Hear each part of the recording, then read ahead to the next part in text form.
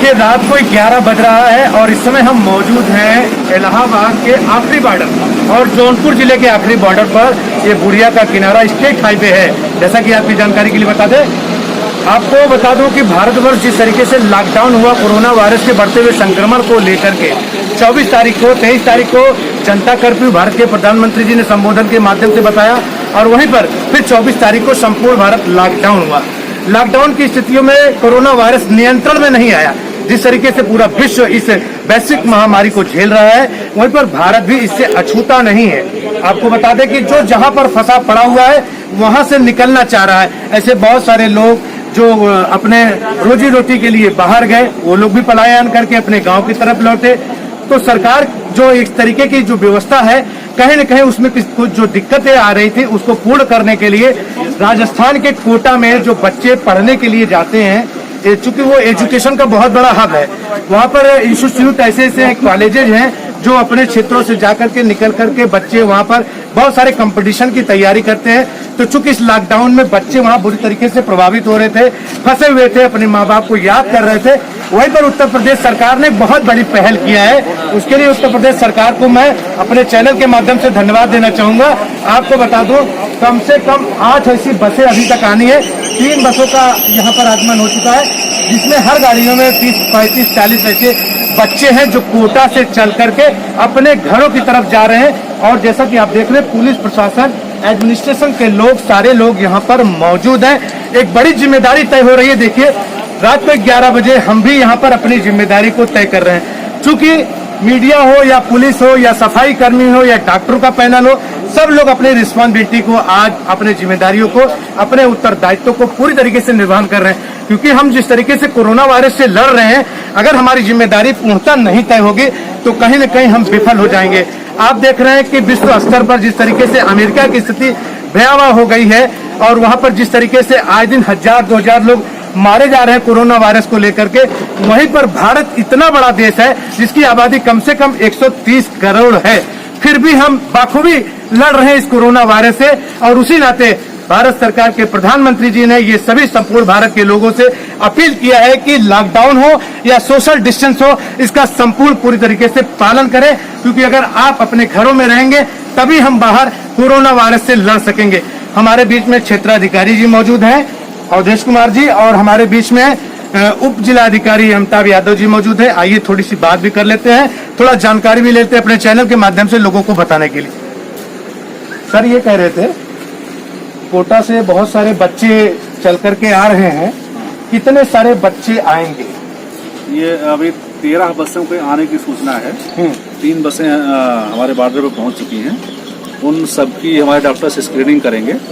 Screening करने के बाद उनके लिए स्कूल अलॉट किए गए हैं तहसील मुख्यालयों पे। उन स्कूल्स में उनको रखा जाएगा और उसके पश्चात उन सब का सैंपलिंग करने के पश्चात उनकी जांच की जाएगी। जांच रिपोर्ट आते ही जांच रिपोर्ट के हिसाब से निर्णय लिया जाएगा कि इन्हें घर जाने के संबंध में जांच रिपोर्ट के अनुसार निर्णय लिया जाएगा। अभी क्या स्कैनिंग कर रहे हैं सर इनकी? अभी हम लोग सामान्य जांच और जो लक्षण होते हैं, जो लक्षण है कोविड-19 या कोरोना के, उनके संबंध में पूछताछ और सामान्य थर्मल स्कैनिंग की जा रही है डॉक्टर द्वारा। तो क्वारंटाइन इनको कितने दिन के लिए करेंगे सर? इनको रखा जाएगा, इनकी जांच होनी है कोविड-19 की। इनका सैंपल लेने के बाद जब भी सैंपल की रिपोर्ट आ जाएगी तो इनके बारे में यथाशीघ्र निर्णय लिया जाएगा कि इनको क्वारंटाइन करना है या इनको घर भेजा जाना है। तो क्वारंटाइन कोविड-19 को लेकर के क्या अपने यहाँ सुविधा उपलब्ध हो गई है सर? क्या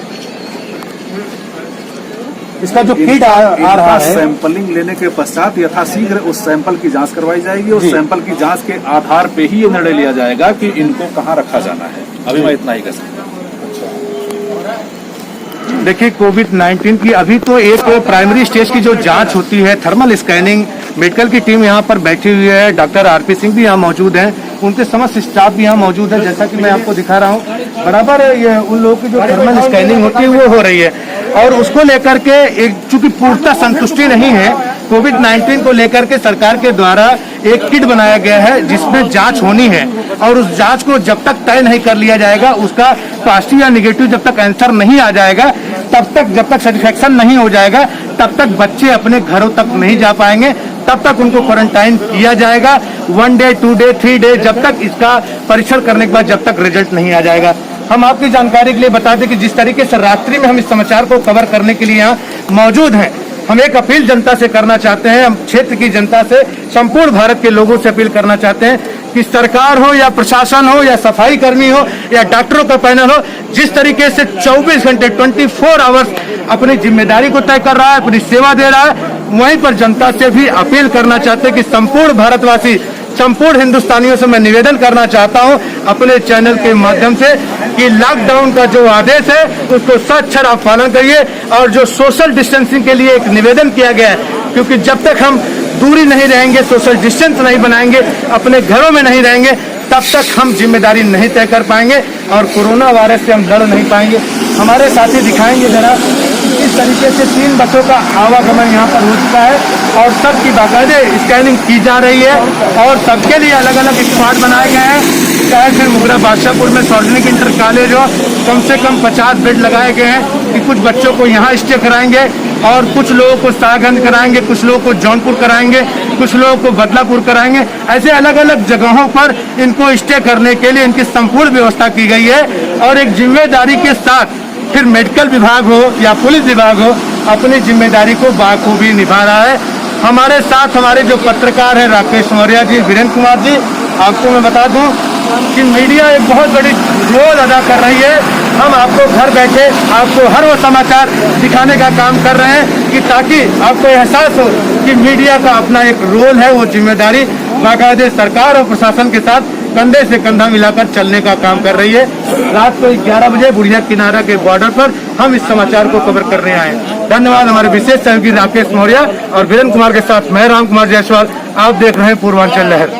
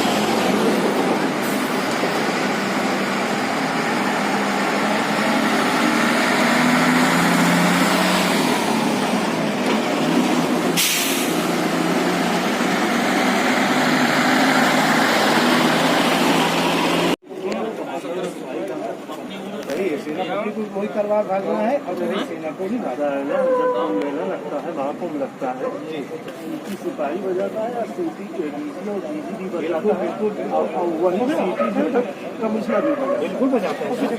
तो हम लोग रिलाइज करते हैं ड्यूटी वही से हो जाती है। इससे बढ़ के अपना अगर आप अपने से सारे सिस्टम को आप यूज कर लेते, लेकिन ऐसा नहीं। आपको प्रबंधन भी देखना है कि हम खुद से प्रत्यक्ष अपनी आंखों की सारी चीज़ों को अपनी सरकार की भी मंशा कहनी चाहिए। सरकार की भी बड़ी व्यवस्था कि हमें इसके साथ बच्चे बताइए कैसे खुशी हो रही है।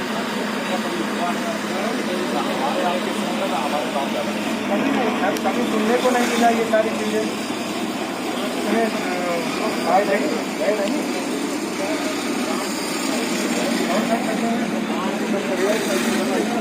आपका जब मैंने साथ मारा है वहाँ आज भी होता है कि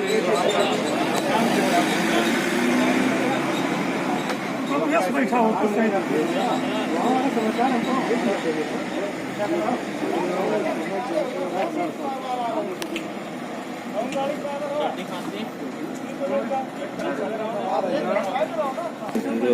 इधर आ जाओ, इधर आ जाओ। चार खड़े हो जाओ, आगे बढ़ो, थोड़ा आगे बढ़ो। 5,000 का स्टीम करवाना है, 5 लिखा होगा, ठीक है। बताइए 5 दूसरा लेकर आओ उधर से।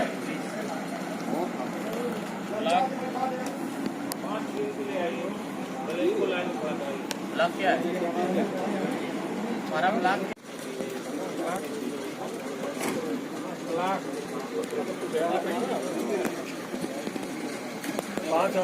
पाँच आ गए लड़के।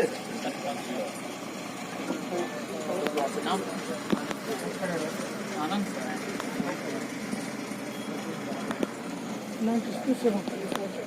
चलो 5 बुलाओ यार, यहाँ खा रहा हूँ, इधर आओ, यहाँ खड़े हो।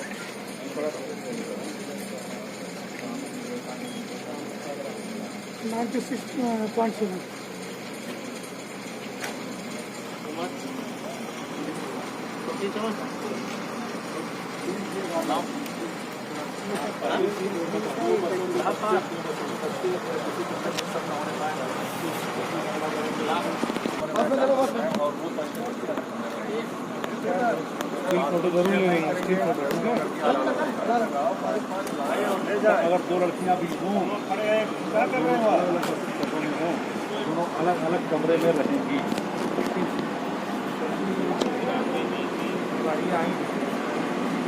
क्या करेंगे, पानी क्वारंटाइन कराएंगे या चाहे बदलापुर, चाहे मस्ती शहर, बदलापुर और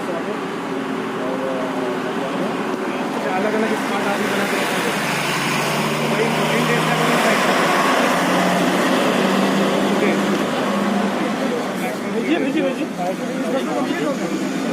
अच्छा, मतलब पूरा मेडिकल चेक कर देंगे। हाँ, सबका कोविड-19 सब कोविड-19 की जाँच होती है, कितना जो रिजल्ट आ जाएगा 2 तरह के। हाँ, एक तो हम अभी तक भेज रहे थे बनारस, हाँ, से हमारा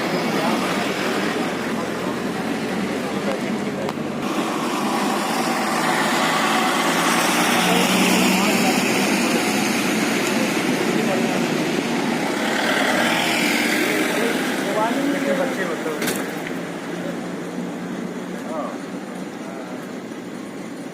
जितनी आ जाए, हम लोग तो रात और दिन बैठे हुए हैं यहाँ पे। हमें लग रहा है कम से कम 13